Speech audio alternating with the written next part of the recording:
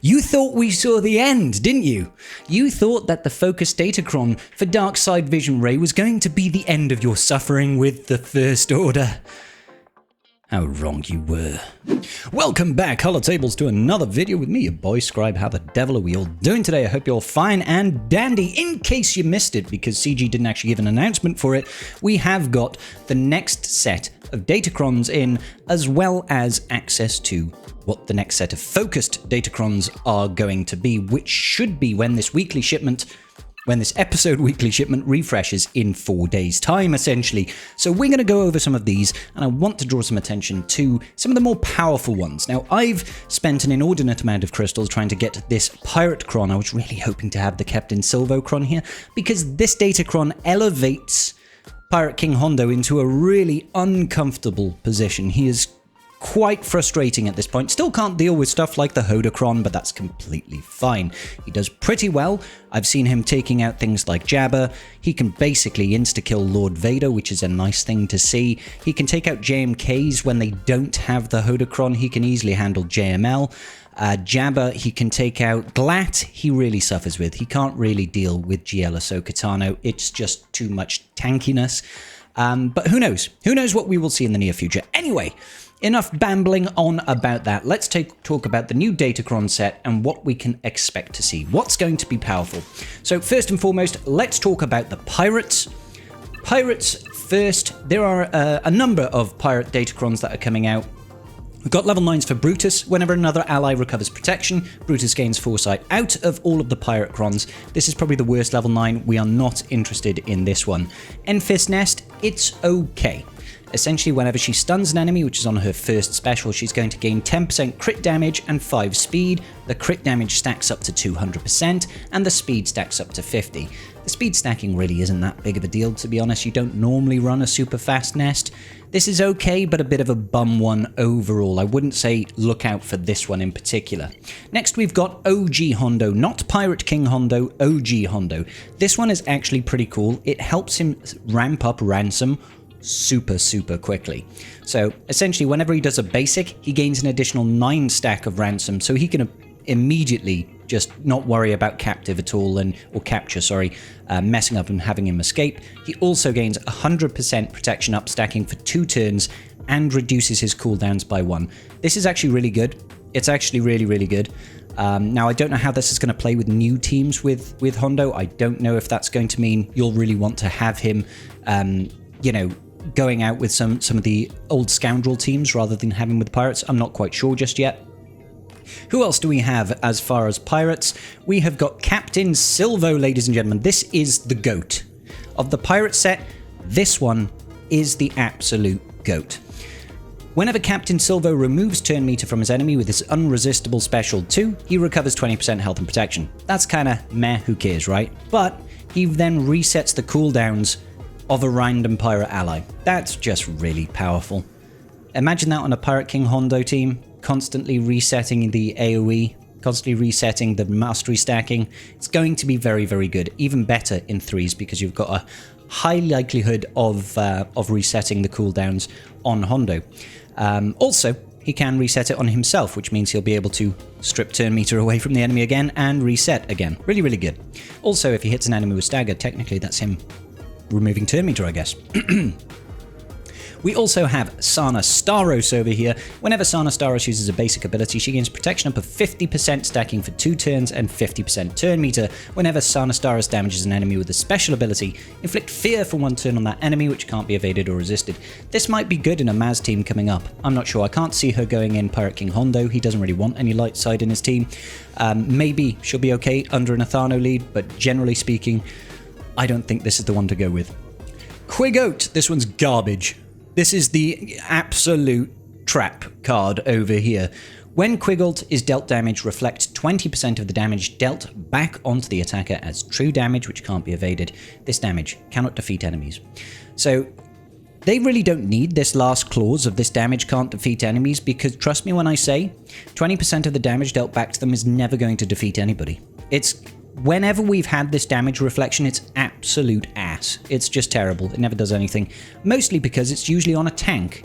And tanks usually have lots of damage mitigation like crit hit immunity and high levels of defense, and you just don't end up doing much damage to them. So you did 6,000 damage, great. You've got, next to no damage dealt back to you. Do you know what I'm saying? Like 1,200 damage or something like that? Who cares? Who cares? So with the pirates, what is the best level 6? As is tradition, generally speaking, big words, big goodness. So I'll start with that one. If all allies are pirates at the start of the encounter, they're going to gain 3 stacks of profit. Whenever a pirate ally has 15 or more combined stacks of profit, and I'm guessing that's across the entire team, attackers will stealth whenever they're critically hit. Tanks will call mass assists whenever they use an ability. That one is so huge. That's so huge. Anytime they use an ability, I'm pretty sure it's in their turn, it's a mass assist. Very, very powerful. Pirate support and healer allies are inflicted with a debuff. All pirate allies will recover 5% health and protection. That's nice, but not a great shakes, right? And finally, whenever a pirate ally consumes a stack of profit, all pirate allies will gain 5% defense, max health, max protection, and offense, stacking to a maximum of 150% for the rest of the encounter. Really powerful. This transforms a Pirate King Hondo team. Very, very good. Let's talk about the other ones. When pirate allies stagger or stun an enemy, they deal bonus damage equal to 35% of that enemy's max health, which cannot be evaded. This is good damage. It is actually pretty good damage.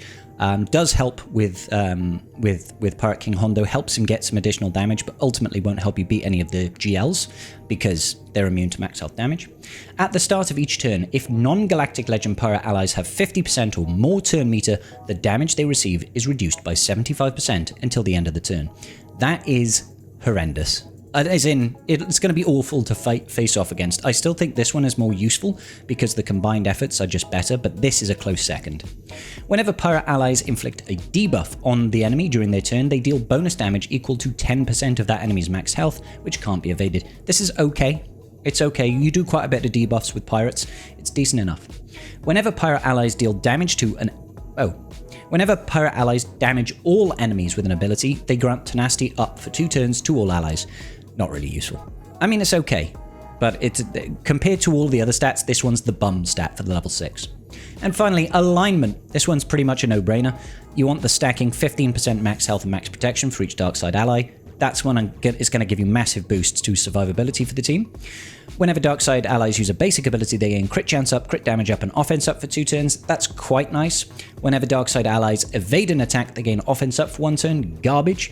Whenever dark side allies gain tenacity up, they gain protection up 10%, stacking for 2 turns. Also garbage. Whenever dark side allies inflict a debuff, they gain 2% critical chance stacking for 3 turns. Probably even more garbage. Who cares about 2% stacking crit chance for 3 turns? Terrible, terrible stats. So really, you want to have that 15% max health and protection. The level 6, you want the big words, okay? And the level 9, the big winner here has got to be Captain Silvo for the reduction of pirate ally cooldowns whenever he's reducing turn meter, which he will do quite a bit. But also there is some use for things like Hondo. Brutus is kind of meh, to be honest. I wouldn't really recommend. Quigold is an absolute avoid. Sanastaros might have some viability elsewhere. And that's going to about do it. Now, excuse me. We do have unaligned force users as well. Unaligned force users are actually pretty good. We've got Ahsoka Tano Fulcrum over here. Whenever she gains Retribution, she's going to gain 10% defense and health steal, stacking to a maximum of 200, and 10 speed, maximum of 200. This is okay. It's okay. It makes her a little bit irritating, but it's not the one I would go for. We also have Visas Ma. When she ever attacks out a turn, she's going to recover 20% health and protection, and all other allies with Retribution assist. This is actually a bit of a sleeper unit, I guess. You're mostly going to be running this on a Star Killer team, of course. Not a lot of Retribution there, unless you are running Malicos in the team, and then it turns into quite useful. It's funny, because Visas Ma doesn't really synergize very well with Malicos in general, but still. Ben Solo. Whenever Ben Solo deals damage to the enemy, remove 25% turn meter from that enemy. It's not that good. Rey. This is where it gets interesting. That's right, GL Rey has got a Datacron. Now, this isn't the same Datacron she had way back when, which was doing 15% more damage in her ult per relic level. That was absurd. No, per living ally, wasn't it? This is the first time each turn Rey gains ultimate charge. They're going to gain an additional 6% ultimate charge. This is going to be a pain because she is going to hit ult very, very quickly now and repeatedly. So I will definitely recommend people go out and get one of these, 100%. Seer Junda, whenever Seer uses a basic ability on their turn, all other allies are going to gain 25% turn meter. This is nice. I would like to get this one. Commander Luke Skywalker, essentially whenever he deals damage to an enemy with a special ability, Commander Luke Skywalker then, whenever he deals damage to an enemy with a special ability and the enemy does not have Armor Shred, inflict Armor Shred on them for the rest of the battle. Whenever he uses a basic ability and hits an Armor Shredded character, expose them for 2 turns which can't be resisted, and then he gains protection up. This is actually quite nice. I'm not sure how much it's going to really change the CLS matchup. It's a decent setup, but not sure if it's going to move any dials there. So when we're looking at the level 6s over here, this first one obviously is very good. Whenever dark side or light side UFUs critically hit an enemy, dispel all debuffs on them and gain 5% turn meter. Whenever UFUs use a special ability against an enemy with at least 3 debuffs, reduce that enemy's max health by 5%. This won't work against GLs. Whenever a dark side or light side unaligned force user uses a special ability when they have at least 3 buffs that can be dispelled, gain 5% max health. This is nice. Gives us TM generation, which is really useful for a Malicos team. Also gives us max health reduction on the enemy and boosts to our max health. We've also got whenever an unaligned force user deals damage and there's no ability block on the field, we are going to land ability block on the target enemy, which is unresistible. It's quite nice, but more irritating than anything. Damage immunity when your allies fall under 50% health. Again, this is okay. Might be useful in some scenarios for certain matchups. Whenever enemies are damaged at the start of their turn, unaligned force user allies gain 2% turn meter. So this is if they've got like burn or dots or thermal detonators and that sort of thing. This is okay. I wouldn't really necessarily say this is great. Whenever unaligned force users critically hit an enemy during their turn, that ally gains 10% offense, stacking for 2 turns. This is okay again. Really, you are definitely looking up for the big words here. This is the big mover, shaker, great mover thingy. The UFO one is the light side Datacron, okay? So at the beginning of the turn, light side allies have got a 25% chance to dispel all debuffs on them. It's okay. It's not really what you're looking for, though. Whenever a light side ally uses a special ability, they're going to gain evasion up, health steal up, and health up for 2 turns. This is quite nice, truth be told. It is okay. At the start of the encounter, the weakest ally gains 20% turn meter for every light side ally. This is the true winner of this set, because essentially if you're running a full light side team in 5v5, the weakest ally is going to gain 100% turn meter. Having 100% turn meter at the start of battle is very, very useful. So that's the one that most people are going to be looking for. And then we've got the first time each light side ally is defeated, remaining light side allies gain 15% offense and 20 speed stacking for the rest of the encounter. This is a very good close second, and in some instances you will probably want this. This is nice for teams like Rey, for example, having stacking offense if they're defeating any of your units. Very useful for a Rey team. Also quite useful on a gas team, because gas has got lots of ramping offense as well, so giving extra offense boost and extra speed boost to that team is useful. And finally, whenever light side allies are evaded by an enemy, that ally gains accuracy up for 2 turns, and they inflict evasion down on the enemy for 2 turns, which can't be evaded. Very, very niche. Very, very niche uses. Can be useful for trying to deal with those pesky evasion mastery characters like PK Hondo and, I don't know, Ezra Bridger Exile. Overall, you might want to keep 1 or 2 of these just in case, but it's not going to be a massive difference maker, I don't feel. All in all, though, you really do want to be getting the 20% turn meter boost, and you definitely want to have some of the 15% offense and 20 speed stacking level 3s on the light side. And finally, we've got the First Order. You thought the First Order was done, didn't you? You thought, we're about to lose the Dark Side Vision Raycron. Everybody will be happy. Slacker can go back to being offense only. Well, he might still be offense only, but it's not like he's going to be a walk. Okay, so you'd be remiss to think that Supreme Leader Kylo Ren is the actual level 9 that you want. We'll read through it anyway. Whenever Supreme Leader Kylo Ren has 100 or more stacks of Siphon, he ignores Stealth and Taunt during his turn. That is nice. For every 20 stacks of Siphon he has, First Order allies gain 10% defense and 10% health steal, stacking to a maximum of 200% until the end of the encounter. This is actually very good. You can hit 100 stacks or more of Siphon very quickly with Slacker these days, thanks to Dark Side Vision Ray, especially when he goes into ult, doubles up his mastery for when he's in his ult. So this is useful, but there are more useful Datacrons for him, I know. We've got First Order Stormtrooper. This is garbage. Basically they revive when they die, and then they take a bonus turn. No. OG Kylo Ren. Whenever another ally uses an ability on their turn, Kylo Ren is going to assist, dealing 50% more damage. This might help, you know, with like a Phasma team, but I can't see it moving the dial.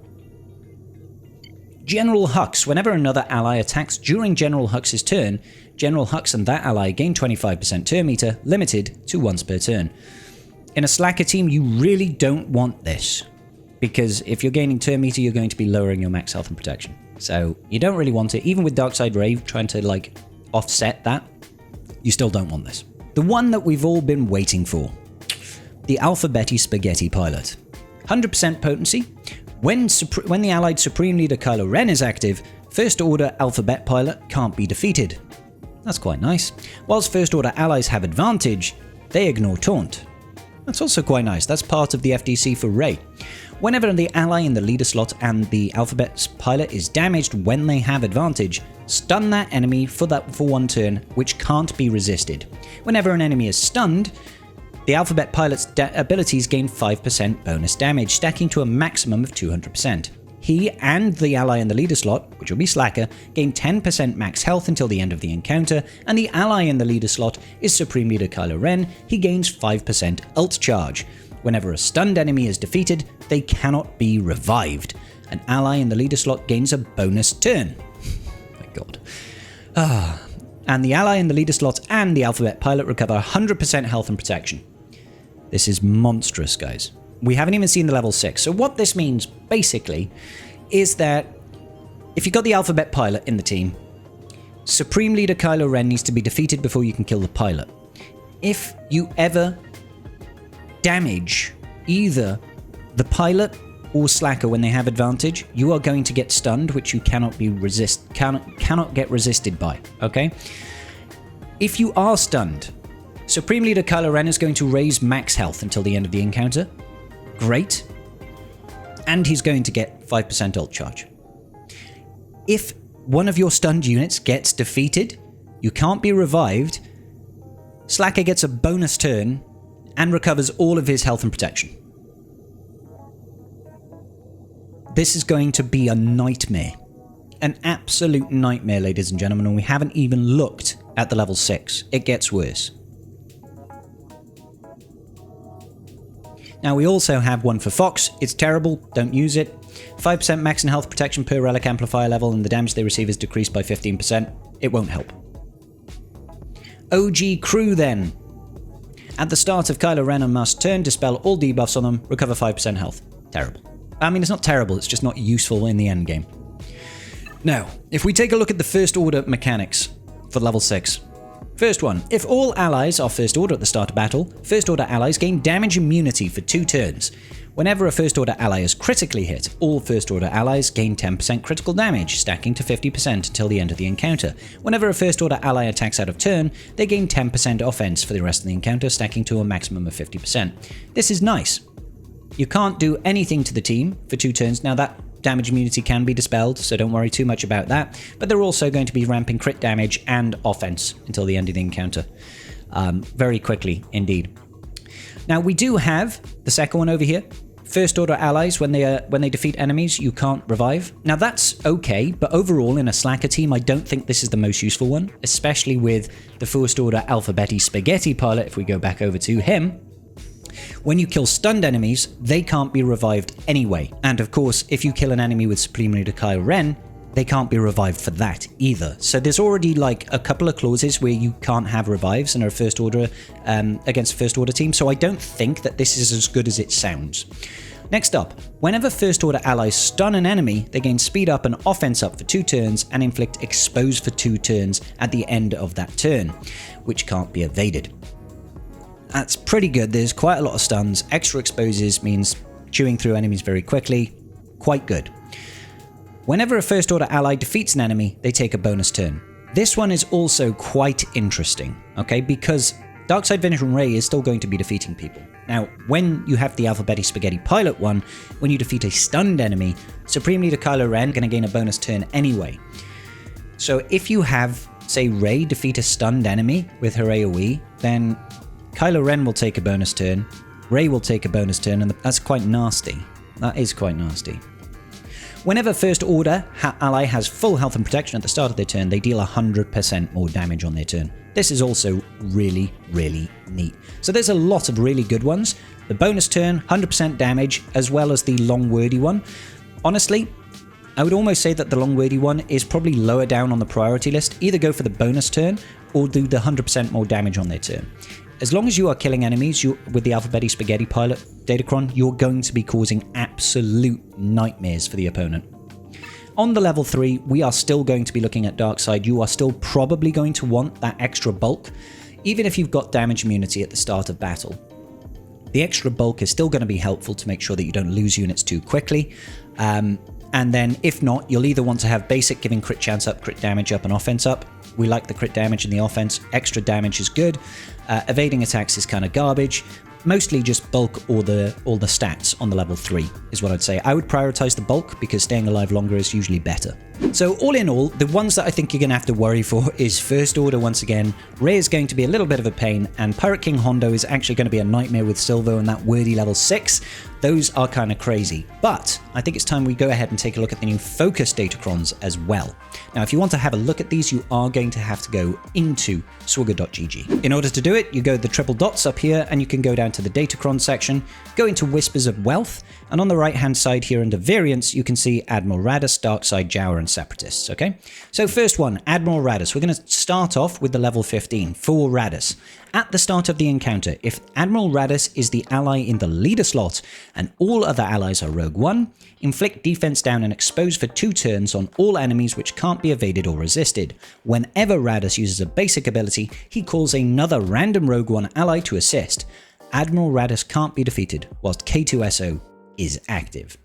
Next up, K2SO. Whenever K2SO attacks out of turn, he deals 150% bonus damage, inflicts offense down and heal immunity on all enemies for 1 turn, which cannot be evaded nor resisted.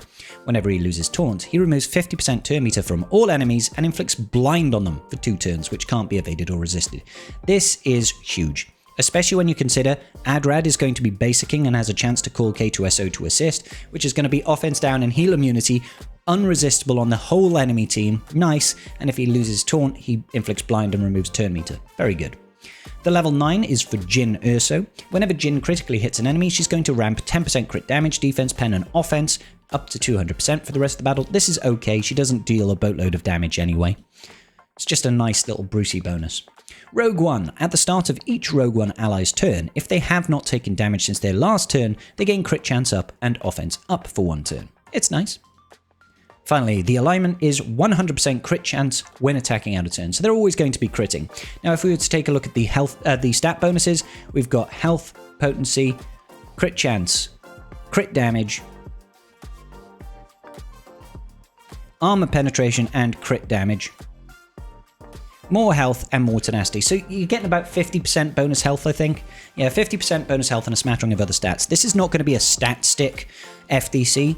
It's still pretty decent all in all, and it will probably do some decent stuff against some teams. I wouldn't say this is an immediate day 1 buy. Don't rush for this unless you have very few teams. The Dark Side Cron then. This is for Iden Versio. At the start of each encounter, Iden is going to taunt, which can't be dispelled or prevented until she is defeated. Whenever another non-droid Imperial trooper is defeated, she taunts, which can't be dispelled or prevented until she's defeated. In isolation, this sounds kind of weird, but it keeps the team alive. Because Iden Versio, she can't die fully while she has Imperial trooper allies, right? If you've got the team set up correctly, she'll just revive again. So this is quite useful. It forces the taunt onto her so they can't kill the allies. Range Trooper is on the level 12. The first time Range Trooper is defeated, if there is at least 1 other active ally, revive all other defeated allies, and all other allies recover 100% health and protection and gain 100% turn meter and 100% offense until the end of battle. This is really nice. This is really nice. Basically means, you know, turn 1, they won't be able to target Range Trooper unless they've got some form of ignoring taunt, right, to get around Iden.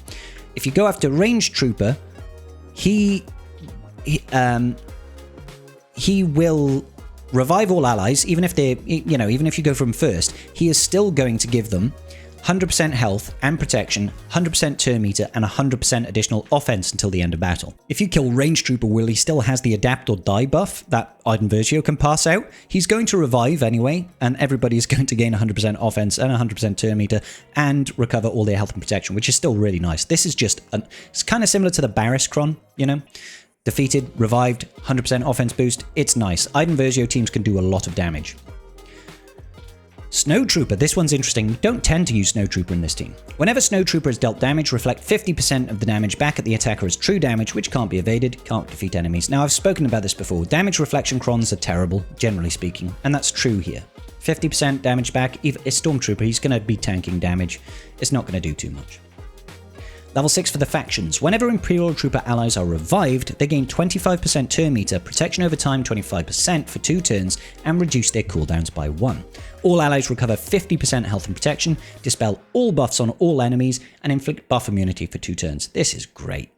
This is really great. When you consider, every time you defeat one of the Imp Trooper allies, Iden's going to be taunting, so if they defeat her, she's going to revive, everybody's going to gain bonus turn meter, protection over time, reduce their cooldowns, heal up 50% health and protection, dispel all buffs, buff immunity. Really, really nifty.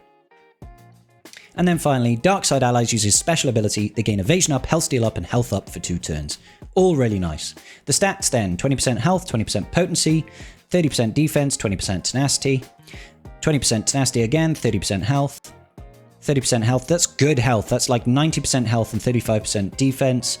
Some additional crit damage and crit chance. Pretty decent on the stack stick. 90% health in general is very, very good to have. I think it's 90%. Oh no, it might be 80%. 20 plus 30 is 50. 80. Yeah, 80% health. 80% health and a little bit of defense, a little bit of crit damage, a little bit of crit chance. Pretty decent stat stick overall. And pretty decent for Iden. Now we've got Jawas, and Jawas are usually a trap, let's be honest. This is a level 9 FDC. At the start of each of Jawa Engineer's turn, they reset their cooldowns and lose 5% of their health for each turn this ability was reduced. Jawa Engineer cannot be defeated. So it basically means Jawa Engineer's got no cooldowns. Now the useful thing about having no cooldowns on Jawa Engineer is his Recalibrate ability passes all droid allies 45% turn meter. So it's a bit of a turn meter loop. You can constantly be giving all your droids 45% turn meter. Pretty nice, actually. The level 6 is for Chief Nebbit. Whenever Chief Nebbit calls on allies to assist, he recovers 10% health and protection for each ally that assists, and other Jawas recover 5% health and protection. Whenever an enemy is inflicted with a thermal detonator, there's a 50% chance to add an additional thermal detonator. That last bit is the real clutcher there. That's the real clutcher there. Because we know how many thermals can be set out by the Jawas. As long as Scavenger is alive, this is adding additional thermals. It's going to ramp those thermals super quick. The level 3. Jawa. At the start of battle, Jawa allies gain 100% bonus protection until the end of the encounter, and all enemies are inflicted with Provoked for 2 turns, which can't be evaded or resisted. Provoked forces counterattacks. So if you are going first, forcing counterattacks means they're going to be hitting you as a whole team, especially if you AoE.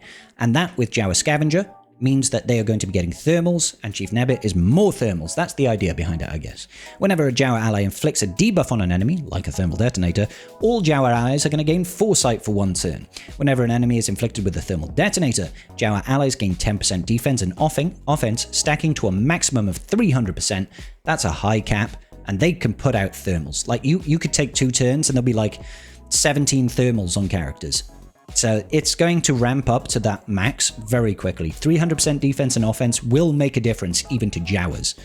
At the start of each turn, if a Jawa ally has 50% or less health, the damage they receive is reduced by 75%. And when you consider 300% additional defense, they might actually survive, excluding percentile health damage, until the end of the turn. Whenever an enemy takes damage from a thermal detonator expiring which can't be evaded, Jawa allies recover 5% health and protection and gain 5% turn meter, and that enemy is inflicted with an additional thermal detonator for 1 turn, which can't be dispelled, evaded, or resisted. Now, in isolation, they seem like small numbers. It does seem like small numbers, right? But when you have like 20 thermal detonators on someone, all of a sudden that turns into 100% turn meter for the whole team. And they're also got a chance to have an additional thermal detonator, and if you've got the Chief Nebbit one over here, there's a 50% chance to get an additional thermal detonator on top of that. So their thermals will blow up, they'll get an additional thermal, and maybe another one on top of that, and it will reset and recycle. So 20 thermals blowing up means, oh, by the way, You've got more thermals. So it's just going to rise and rise and rise and rise. There's going to be a lot of thermals. Now, I don't know in practicality how this is going to work, but let's look at the stats. 30% offense, 50% armor pen. Already for the first two stats, those are great stats. Then you've got 30% health and 50% crit avoidance. Okay. And then you've got 40% health and 50% offense. Decent on the offense gains. You're gaining 80% offense there. 80% offense and 70% health. That's going to be great for Bane in general. Having big boosts, those big boosts to health and offense on a level 9 Cron, which is cheaper to invest in. This is a good Cron to invest in for the stats alone, just to throw on Bane. If not, you might have some fun with Jawas. Finally, we have got Separatists, and our boy Trench is coming off the bench, or maybe just going right back on the bench. He's had this one a couple of times now. Basically, it starts with Tactical Supremacy for 2 turns. Whenever a Separatist ally gains a stack of heal over time, they're going to gain 5% crit chance, which is okay. Whenever a Separatist ally gains a stack of Prot over time, they're going to gain 5% defense, stacking to 500%. That is nice for the rest of the encounter. And whenever Admiral Trench uses his basic ability, call all other allies with Riposte to assist. When he shocks an enemy, gain protection up. So it's going to call Dooku to assist, which is still nice. Lots of stuns, attacking under protection, stuns, shocks, all that good business. Level 12, you've got Jango Fett. Whenever an ally uses an ability on their turn, Jango Fett will assist, dealing 50% more damage. This is nice. This is nice. Jango does pretty good damage, and the team has got a lot of turns that it takes. You know, Trench will take bonus turns whenever you damage other Separatist allies, that sort of thing. When you've got lots of tech out from Watt and you've got lots of extortion out on the field, there's massive speed differentials there. So Jango will attack a lot. Nuke Gunray gains 15% turn meter when other allies use a special ability during their turn. Also nice, we're talking about lots of turn meter loop and control, and of course, more turns he takes, more assists that we get from Jango Fett. Level 6 is for Dooku. Whenever an enemy is stunned, Dooku takes a bonus turn. You're starting to see the theme here. Lots of turn meter suppression, as well as assists from Jango, bonus turns from Count Dooku, and that's going to give bonus turn meter for Nuke Gunray. Really, really good. Really, really good. And finally, the faction bonus for Separatist. At the start of their turn, Separatist allies gain defense pen up and offense up for 1 turn. Extra buffs. It's always good. So the stats then. 10% offense, 20% health. 50% armor pen, 25% crit avoid, 20% potency, 35% health. So we've got double stacking on health, I think, so far. Yeah, we've got 45% health right now. 20% offense and 35% crit damage. 30% defense and 30% crit avoidance. So they've got decent crit avoidance. Some decent offense boosts. Okay, all in all. Okay, all in all, as far as stats go. Pretty powerful Datacron. I'm not sure if it's going to be absolutely game-changing, but it sounds very, very good. I can't wait to see these in-game. I love it when we get new focus Datacrons. As long as they're not all stupidly powerful like the Ray FDC, I'm happy. This is a long video, I do apologize, guys. Wanted to make sure everybody's aware of all the different Datacrons that are coming out. Let me know. What are you happy for? What are you upset by? What are you going to go for first? I'll see you all in the very next video. Peace out, and may the Force be with you.